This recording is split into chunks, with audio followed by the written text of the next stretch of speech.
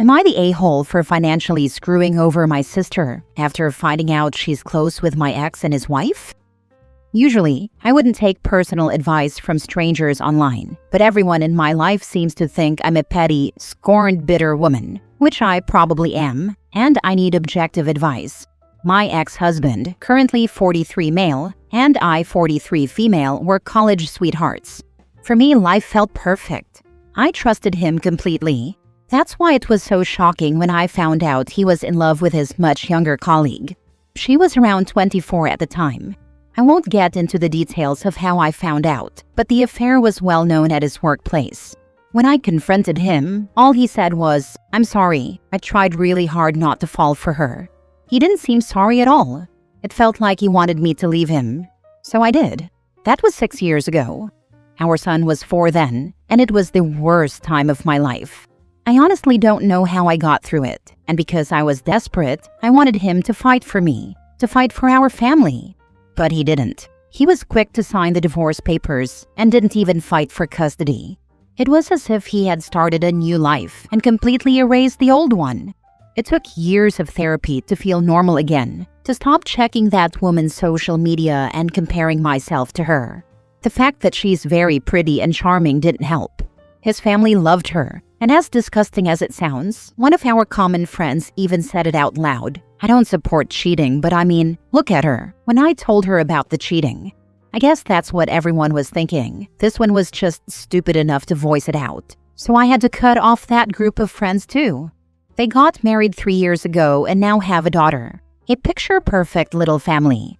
The current arrangement is that our son stays with my ex on weekends and holidays, which works fine for the most part. Last week, I found out my sister, 28 female, has been in touch with my ex all these years. That would have been forgivable since they were close when we were married and she saw him as a brother. But she's actually best friends with his new wife, and she kept it from me for 6 years. I only found out because she left her phone at my house and I saw several texts from the wife. When I asked her about it, she just brushed it off and said it wasn't a big deal. I told her she can do what she wants, but I will be cutting her off completely. I was helping her pay her college loans and going no contact. She called me unreasonable and said I'm being petty and unable to move on from something that happened a long time ago. She also said the wife is a lovely person and a good friend. She said she will be screwed financially speaking, and I told her to go F herself. Somehow my parents agree with her. So, am I the a-hole? Now for the top comments. So your sister only cared to have you pay her loans? That's why she kept it a secret, and that's why you shouldn't feel bad cutting her off. She needs to ask your lovely ex and his wife to foot the bill from here on out. Not the a-hole. I know, she clearly chose a side during the divorce, but pretended to be on mine for the money. Your sister doesn't love you. She doesn't care about your pain. I'm realizing that now. I thought I was done with my share of dealing with betrayals, but guess not. Not the a-hole. Anyone who sides with a cheater is probably a cheater themselves. Maybe your sister can ask your ex and his wife to help instead, seeing as how they are best friends. It's strange, and I honestly don't know what level of pretty privilege this is, but no one seems to care what they did. They see 2 attractive people and act like that justifies everything. The cheating doesn't matter because they're easy to look at. If nothing else, it made it a lot easier for me to cut a lot of people out of my life. Not the a-hole. Sooner or later, one of those perfect people will cheat again, and you can eat some popcorn while all their friends take sides. I don't doubt that. But honestly, this woman worships my ex. From what I've heard, she pursued him despite knowing he was married, and he didn't resist. He's a despicable human being, and so is she. Hopefully their daughter will realize when she gets older why her dad has nothing to do with his other child, and figures out who they really are. Next story. Am I the a-hole for not inviting my sister to my wedding after she ruined my engagement party? I, 28 female, recently got engaged to my fiancé Justin, 30 male, and we couldn't be happier. We decided to throw an engagement party to celebrate with family and friends, and I was really looking forward to it. My sister Aubrey, 25 female, has always been a bit of a wild card. She's the life of the party, but can also be incredibly self-centered. The night of the party, everything started off beautifully. We had a lovely venue, great food, and our closest friends and family were there to celebrate with us. However, things took a turn when Aubrey arrived. She was dressed to the nines, and I could tell she was ready to steal the spotlight. As the night progressed, she started making comments about my fiancé, saying things like, "I hope you know what you're getting into," and "you could do so much better." I tried to brush it off, thinking she was just being her usual dramatic self, but then she really crossed the line. During the toast, I stood up to thank everyone for coming and to share how much Justin means to me. Just as I was about to finish, Aubrey stood up and interrupted me. She raised her glass and said, "Here's to my sister settling for less. May your life be filled with mediocrity and regret." The room went silent. I was in shock, and Justin looked equally horrified. I felt my face flush with embarrassment and anger. I quickly sat down, trying to regain my composure, but the damage was done. Guests started whispering, and some even left early. I was devastated. After the toast, I confronted Aubrey in private, hoping to get her to see how hurtful her words were. Instead, she doubled down, saying she was just being honest and that I should be thankful for her tough love. The next day, I was still reeling from the humiliation. I knew I had to make a decision about the wedding guest list, and after discussing it with Justin, we decided not to invite Aubrey. I felt that if she couldn't support me during my engagement, she didn't deserve to be a part of my wedding day. When I told my parents about our decision, my mom was furious. She insisted that I should invite Aubrey to keep peace in the family, claiming that family is everything. My dad was more supportive of my choice, saying that I shouldn't have to tolerate toxic behavior, especially on such an important day. As the wedding planning progressed, Aubrey found out she wasn't invited. She exploded on social media, posting about how I was being a bridezilla and how I was excluding her for no reason. This led to a wave of family members reaching out to me, some siding with her and others supporting my decision. One of my aunts even called me to say that I was being too harsh and that Aubrey just wanted what was best for me. I felt cornered and alone. I thought about reaching out to her to talk things over, but I was afraid it would only lead to more drama. Now, with the wedding just a few weeks away, I'm feeling guilty. A part of me wonders if I should just invite her to avoid further family conflict, but another part of me believes that I deserve to have a day free from negativity. So, am I the a-hole for not inviting my sister to my wedding after she ruined my engagement party? Not the a-hole. I'm a firm believer of actions meet consequences. Don't let guilt trick you into minimizing what she did. That wasn't awkward humor. That was mean. You tried to talk to her afterward and she doubled down. She made her choice, and now you're making yours. She should just be honest and give the sister some tough love. Whoop, there it is. If the sister thought she was just doing the right thing and giving tough love, well, throw that tough love right back in her freaking face and tell her her toast was unacceptable and hurt you both deeply. And since she believes you're making the wrong choice, then she doesn't need to be at your wedding to watch such horrible choices being made. Bottom line, if your own sister just couldn't be happy for you, then she's a drama queen who tried to ruin your moment, and she will not be given the chance to do the same at your wedding. Ruining one event is the limit. Moronic actions have consequences. Inviting her allows her to make more moronic choices. Nope, not today. Stay home with all your stupidity and think about your actions.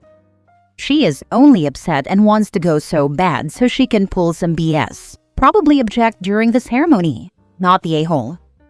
Limao, like she's not mad she's missing the wedding. She's mad she won't get a stage to cause drama again.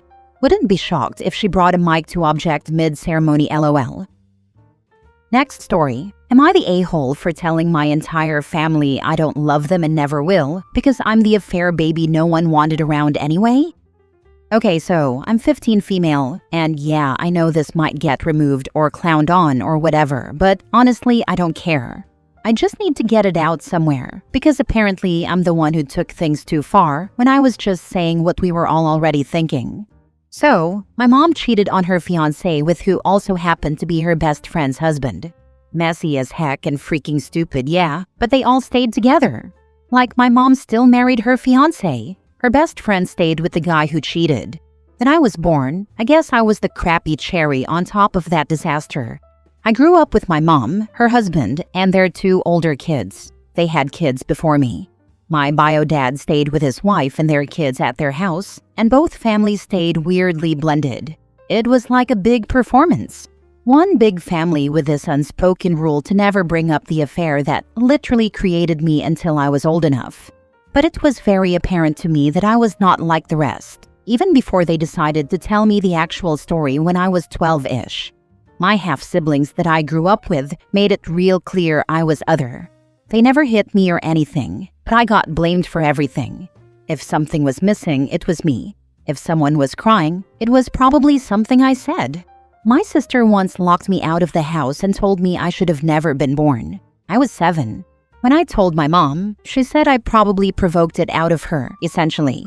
She never really protected me. She took care of the basics, fed me, gave me clothes, showed up to parent-teacher conferences when she had to, but there was nothing behind it.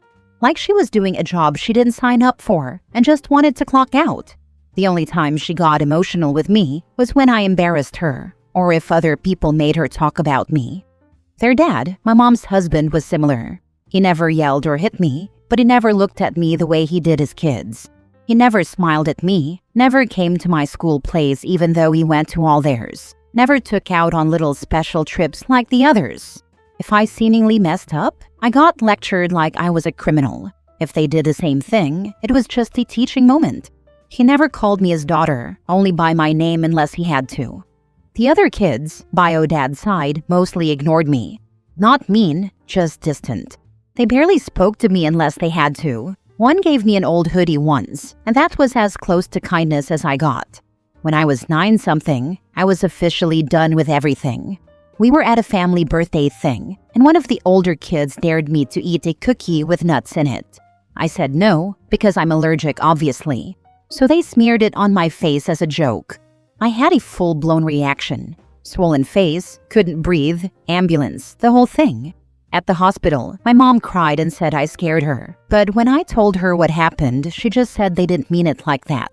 The kid got grounded for 1 weekend. Her husband didn't even come to see me. I knew I didn't love them at all anymore right then and refused to act like I did. I gave everybody the bare minimum of affection and interaction, so it didn't backfire on me, and I just sort of treated them like roommates and neighbors I vaguely knew. Fast forward to last weekend. My mom planned a family healing weekend with both sides of the family. Everyone was there, the siblings, the parents, cousins. It was fake smiles and awkward silences. Then one of my mom's older kids made a snide joke about me causing drama just by existing. My mom laughed. Everyone did. So I snapped on them and told them I don't love any of them and never will. That I'm done pretending to give a flying duck about people who only pretend to care about me. That I'm not family to them, and they're not my family either. They all freaked out. My mom cried and begged me to take it back. Her husband told me I was vile, and that he should have put his foot down with me years ago. The other kids screamed at me for spitting in the face of people who gave me a home. Even my bio dad's kids, who usually ignored me, were upset. One of them told me I was acting selfish and cruel. Now I'm grounded. I am typing this out from my old Fire tablet that my mom forgot to take.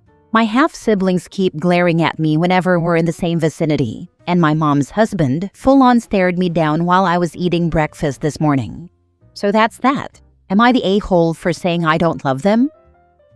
Now for the top comments. Not the a-hole. Your family sounds genuinely awful. I think you start planning your way out ASAP. Get a job and save up. Then once you find somewhere to go, you pack bags, take all your important documents and go no contact. You deserve better than this. Good luck, OP. I already do odd jobs to save up for college and other stuff. Don't worry. Tell mom that you're done being the sad reminder of her affair and being treated like it was your fault. Tell dad, you should have put your foot down years ago? You mean put your foot down on my neck and put me out of your misery, you mean? What else could you do to treat me like crap? More than you already did. I'm surprised you let me live in your house. Your mother is absolute garbage. So is bio dad. He hasn't bothered to step up for her at all either. Last story. Am I the a-hole for breaking up with my boyfriend because of a TikTok prank? I am 21 female and my boyfriend is 19 male, soon to be 20. We had been together for 7 months.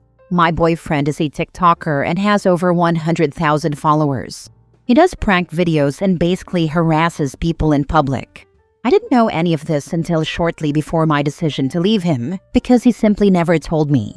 I found out after he decided to prank me. I have a huge fear of spiders and most people are afraid of them in some form, but for me it is a lot more severe. I get panic attacks if I see one. A couple days ago, my boyfriend thought it would be funny to put a large fake spider in the toilet. I wasn't aware there were cameras hidden in the bathroom.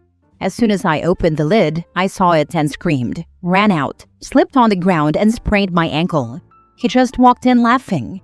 He brought me to the clinic after some convincing, and my foot really was sprained but not badly.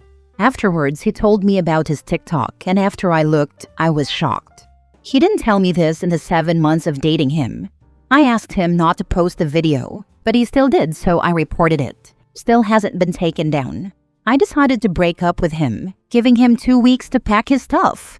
I told my family and they think I am overreacting a bit. I honestly am starting to feel like I am. My ankle is still really hard to walk on. Not the a-hole. This prank BS is so awful. Jokes and pranks are only fun if everyone is having fun. This is just straight up torment. You can goof around with your partner without being mean. Yep, pranks shouldn't leave someone hurt or humiliated. If one person's laughing and the other's crying, it's not a joke. My favorite quote on practical jokes has always been, "The goal of a fine prankster should always be to confuse and ideally amuse, but never ever to abuse." I hope you press charges for him having cameras in the bathroom. That puts him in the sex offender category. He's an abuser, TikToks or no. Always leave abusers the first time you encounter abuse. Oh yeah, non-consenting video footage in a private space, filming a prank that ends in personal injury? This dude is lucky if OP only breaks up with him. This is deserving of legal action, both criminal and civil. OP deserves a payout, and the ex deserves criminal charges.